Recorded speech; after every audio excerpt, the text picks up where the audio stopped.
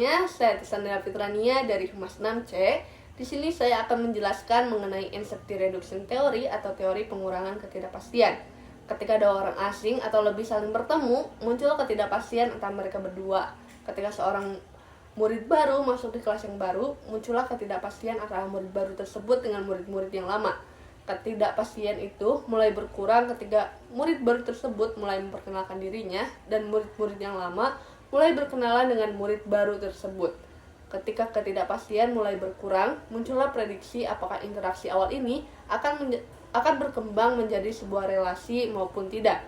Fenomena seperti ini hampir selalu terjadi ketika seseorang berada di tempat yang baru atau bertemu dengan orang yang baru. Uncertainty reduction theory atau teori pengurangan ketidakpastian ini merupakan sebuah teori yang dikemukakan oleh Charles Berger dan Richard Calabrese pada tahun 1975.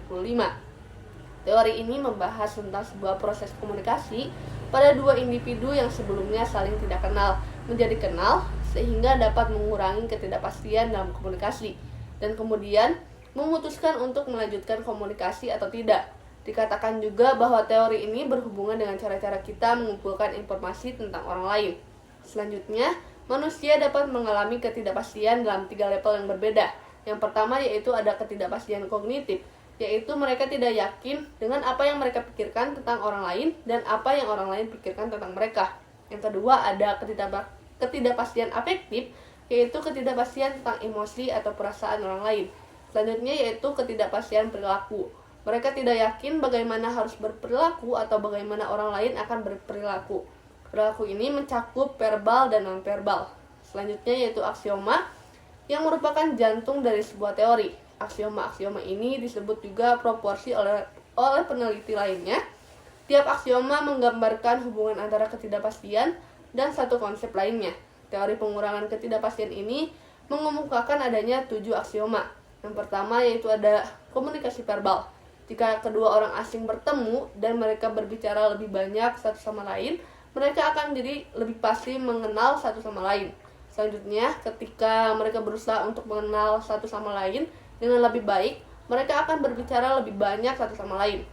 Yang kedua, ekspresi nonverbal. Ketika dua orang asing saling bertemu dan saling mengekspresikan diri dengan cara yang nonverbal, yang hangat, mereka akan menjadi lebih pasti mengenal satu sama lain. Dan ketika mereka melakukan ini, mereka akan meningkatkan afiliasi nonverbal satu sama lainnya. Mereka mungkin akan lebih banyak menggunakan ekspresi wajah, melakukan kontak mata yang lebih lama, atau mungkin saling menyentuh dengan cara yang bersahabat ketika mereka sudah mulai nyaman. Yang ketiga ada pencarian informasi. Tingkat ketidakpastian yang tinggi menyebabkan meningkatnya perilaku pencarian informasi. Ketika tingkat ketidakpastian menurun, perilaku pencarian informasi juga menurun. Aksioma ini menunjukkan hubungan yang positif antara dua konsep tersebut. Yang keempat ada pembukaan diri. Aksioma ini memperlihatkan hubungan yang negatif antara ketidakpastian dan tingkat hubungan. Ketidakpastian yang cukup tinggi antara dua orang asing yang mengobrol, maka mereka mulai dengan pembicaraan yang ringan dan tidak secara nyata membuka diri. Keintiman dari isi komunikasi, mereka yang sangat rendah, maka ketidakpastian mereka akan sangat tinggi. Aksioma keempat ini menyatakan bahwa jika mereka terus mengurangi ketidakpastian, maka derajat tingkat keintiman akan menjadi lebih tinggi.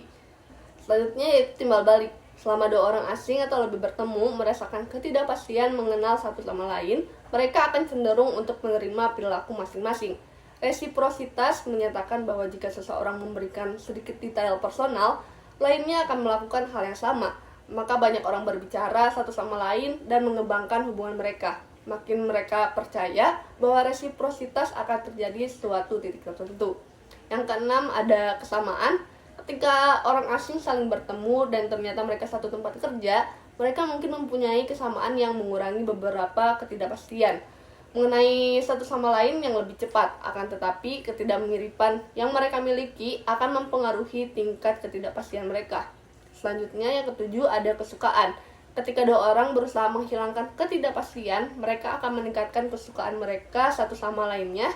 Jika terus merasakan ketidakpastian yang tinggi, kemungkinan mereka tidak saling menyukai. Itu dia penjelasan tentang teori pengurangan ketidakpastian. Sekian dari saya. Maaf jika ada kekurangan dan terima kasih sudah menonton. Bye!